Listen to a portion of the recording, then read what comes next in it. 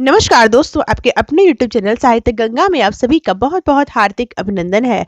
दोस्तों, आज मैं हिंदी के रीतिकाल के सुप्रसिद्ध महाकवि भूषण और उनकी दो सुप्रसिद्ध कवित्व को लेकर उपस्थित हुई हूँ। तो आइए भूषण जी के विषय में कुछ जरूरी बातों को जानते हैं, तदुपरांत उस कवित्व को पढ़ के उसकी व्याख्या को देखते हैं। भूषण का असली नाम घनश्याम था। चित्रकूट के सोलंकी राजा रुद्रसाल ने इन्हें कवि भूषण की उपाधि दी थी। आगे चलकर उनका यही उपनाम भूषण बहुत प्रसिद्ध हुआ। ये छत्रपति शिवाजी और शिवाजी के पुत्र साहू जी एवं पन्ना के बुंदेला राजा छत्रसाल के सानिध्य में रहे। हिंदी में विशुद्ध वीर काव्यों का निर्माण करने वाले कवियों में भूषण श्रेष्ठ कवि हैं। उन्होंने छत्रपति शिवाजी एवं महाराज छत्रसाल के वीर युद्धों एवं धर्म संरक्षण संबंधी पराक्रमों का वर्णन किया। वह वीर रसात्मक काव्य का सर्वोत्कृष्ट उदाहरण है। उनके नायक राष्ट्रीय भावों से ओतप्रोत हैं और वे सदैव अन्याय एवं अनाचार के दमन में तत्पर दिखाई देते हैं। इनके संपूर्ण साहित्य में वीरता के उदात्त रूप का चित्रण दिखलाई देता है। रामविलास शर्मा के शब्दों में भूषण रीतिवादी वीर काव्य परंपरा से अलग हटकर प्रभावशाली कविता रच सकते हैं। इसका कारण यह है कि वह अपने समय के लोक जीवन से कटे हुए नहीं थे। उनके सामने अनेक प्रकार के राजा और सामंत थे और इनमें वह शिवाजी की विशेषता पहचान सके थे। इसके सिवा उनके सामने रैयत भी थी। कढ़ी गई रैयत के मन की कसक सब मिटी गई ठसक तमाम तुर काने की। रैयत के मन की कसक का उन्हें पता था। औरंगजेब पर उनकी व्यंग्योक्तियां बहुत अच्छी राजनीतिक लोक कविता की मिसाल थी। इसीलिए राष्ट्रीय भावना की जो गूंज भारतेंदु में दिखाई देती है, उसका शंखनाद रीतिकाल में भूषण ने ही वास्तव में किया था। भूषण के जिन दो पदों को लेकर आज मैं उपस्थित हुई हूं, यह बिहार बोर्ड के पाठ्यक्रम से ली गई है। तो आइए सबसे पहले कवित्व की शैली में इन पदों का वाचन करके तदुपरांत अर्थ सहित इनकी व्याख्या को देखते हैं। इंद्रजिमी जंभ परे बाढ़व जो अंभ परे रावण सदंभ परे रघुकुली राज है। पौन बारी बाह परे शंभुरति नाह पर जो सहस्त्र बाहु पर राम द्विजय राज है। दावा द्रुम दंड परे चीता मृग झुंड परे भूषण बीतुंड परे जैसे मृगी राज है। तेज तमे अंश परे कान जिमी कंस परे यो मलिक्ष वंश परे शेर शिव राज है। शेर शिव राज है। शेर शिव राज है। आइए सबसे पहले कवित्व में आए कठिन शब्दों का अर्थ देखें। यूं तो यह कवित्व, यह पद वीर शिवाजी के प्रताप की प्रशंसा करते हुए कवि ने लिखा था। तो आप समझ गए होंगे, इसमें शिवाजी की प्रताप और उनकी वीरता, उनके शौर्य के पराक्रम का कवि यहाँ पर बढ़ चढ़कर वर्णन कर रहे हैं। इंद्र, देवराज, जिमी अर्थात जैसे, जंब, यम, बाढ़व, बड़वाग्नि, समुद्र की आग भी कहते हैं, अंब अर्थात जल, रावण सदंभ पर, रावण आप जान रहे हैं यहाँ रावण दिया हुआ है, लेकिन रावण लंकापति रावण, सदंभ दंभ से भरा हुआ, अहंकार से भरा हुआ। कवि कहते हैं कि जिस प्रकार इंद्र का प्रभाव जंभासुर पर है, जिस प्रकार बड़वाग्नि का अंकुश जल पर है, जिस प्रकार रघुकुल राम का प्रभाव दबदबा दंभी अहंकारी रावण पर है, पौन बरी बाह पर शंभुरति नाह पर जो सहस्त्र बाहु पर राम द्विज राज है। पौन शब्द अपभ्रंश का, पौन अर्थात पवन हवा, बारीबाह माने बादल, शंभु शिव, रतिना अर्थात रति के पति कामदेव। जो सहस्त्र बाहु पर, एक राजा सहस्त्रबाहु, जिसकी भुजाओं को परशुराम ने काट डाला था।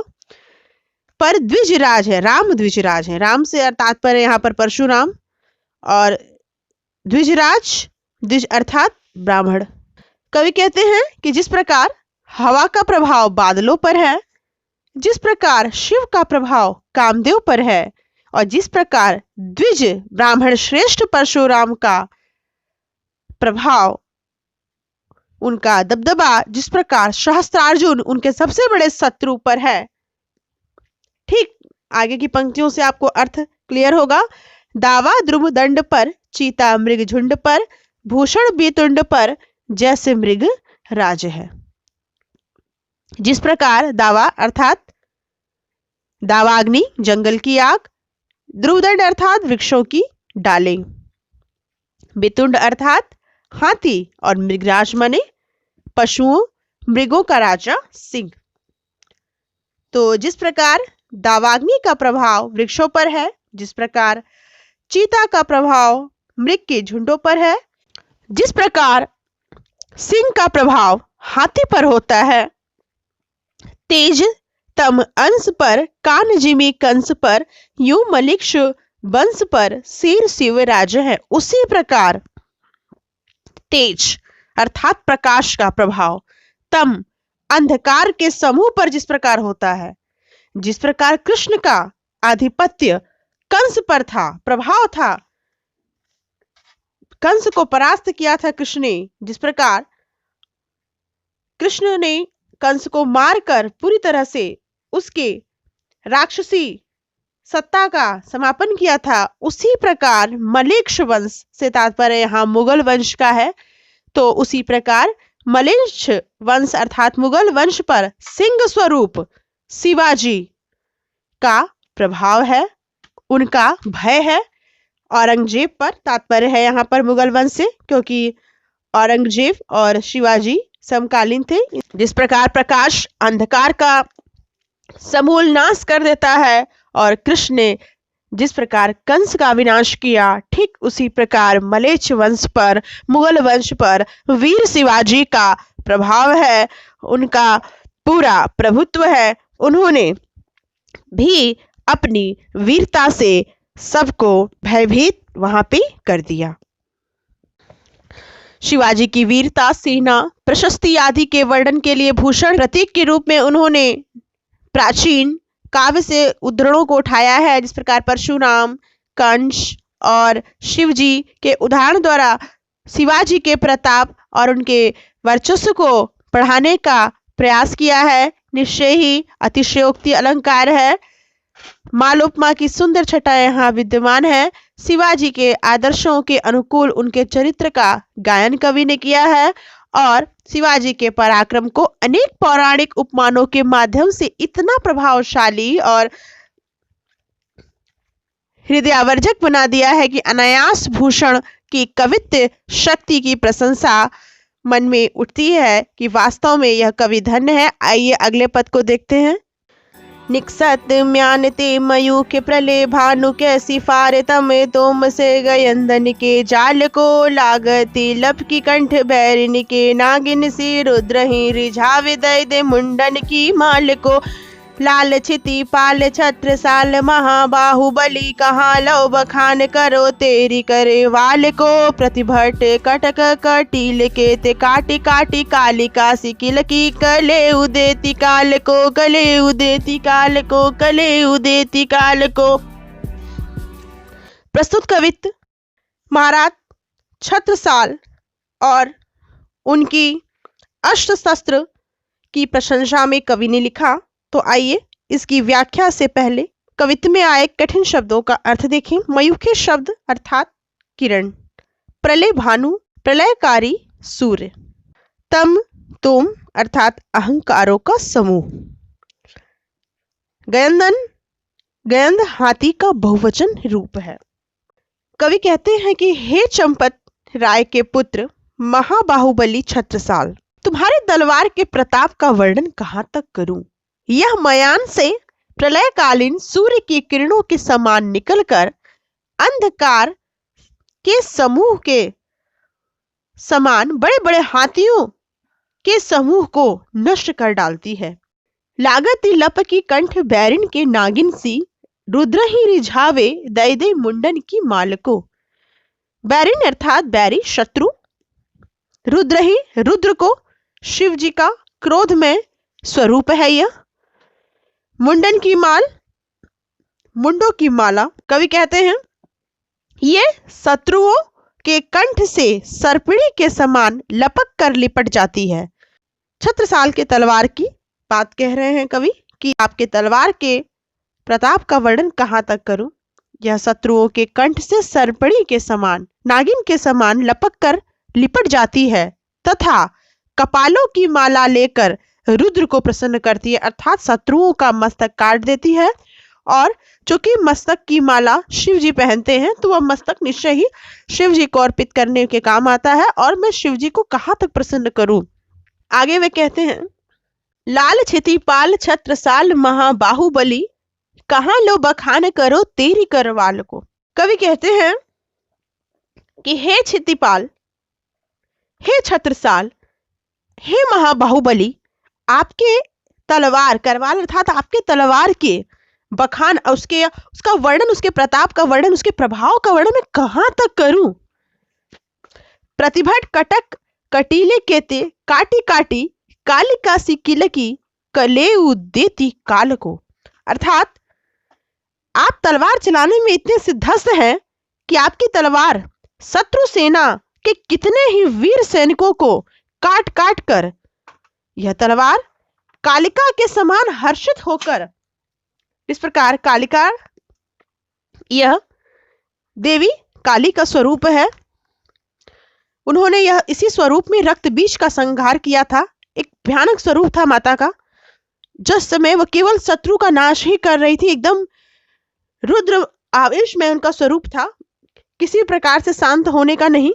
तो आपकी तलवार भी शत्रु सेना पर कालिका के समान टूट पड़ती है और वह शत्रुओं को इस प्रकार से मारती है कि उस शत्रु, मरे हुए शत्रु को वह यमराज को प्रदान करती है कलेवा के रूप में, जलपान के रूप में। आइए एक बार पुनः इस कवित्त के भावार्थ को देखें। कवि कहते हैं कि हे चंपत राय के पुत्र महाबाहुबली छत्रसाल, आपके तलवार का जो प्रताप है उसका वर्णन कहां तक करूं। कवि ने बढ़ चढ़कर अतिशयोक्ति के माध्यम से चंपत राय के पुत्र छत्रसाल के तलवार का वर्णन किया है, तलवार के महात्म का वर्णन किया है। यह मयान से प्रलयकालीन सूर्य के किरणों के समान निकलती है और अंधकार समूह के समान बड़े बड़े हाथियों के समूह को नष्ट कर डालती है। युद्ध में हाथी भी होता है, घोड़ा भी होता है। यह शत्रुओं के कंठ से सर्पिणी के समान लपक कर, अर्थात वह शत्रुओं के कंठ पे जब लपकती है तो जिस प्रकार नाग नागिन या किसी के शरीर से लिपट जाते हैं, उसी प्रकार शत्रुओं के गर्दन से लिपक के वह उनके कपाल अर्थात उनके मस्तक को काटकर उसकी माला बनाकर रुद्र को प्रसन्न करने हेतु लग जाती है। हे क्षितिपाल छत्रसाल, हे महाबाहुबली, आपके तलवार की तुलना, आपके तलवार का बखान मैं कहां तक करूं। यह प्रतिपल शत्रु सेना के कितने ही वीर सैनिकों को काट काट कर कालिका के समान, काली के समान हर्षित होकर, अर्थात जिस प्रकार रक्त बीज का वध किया मां काली ने, तो जितने भी रक्त बीज से निकलने वाले राक्षस थे, जितनों को वो मार रही थी उतनी वो हर्षित हो रही थी। तो ये तलवार जितने शत्रुओं को मारती है उतना ही प्रसन्न होकर निखरती हुई दिखलाई देती है और उन शत्रुओं को मार के वह यमराज को कलेवा के रूप में, भोजन के रूप में उन्हें प्रदान करती है कि मैंने इतनों को मार दिया। प्रस्तुत कवित्त में उपमा और अंतिम पंक्ति में वृत्तानुप्रास अलंकार की सुंदर योजना है। निश्चय ही दोनों पद, दोनों कवित्त यहाँ पर वीर रस के अनुपम उदाहरण हैं। दोनों पदों में पहले में भूषण जी ने वीर शिवाजी और दूसरे में छत्रसाल के तलवार की तुलना की है।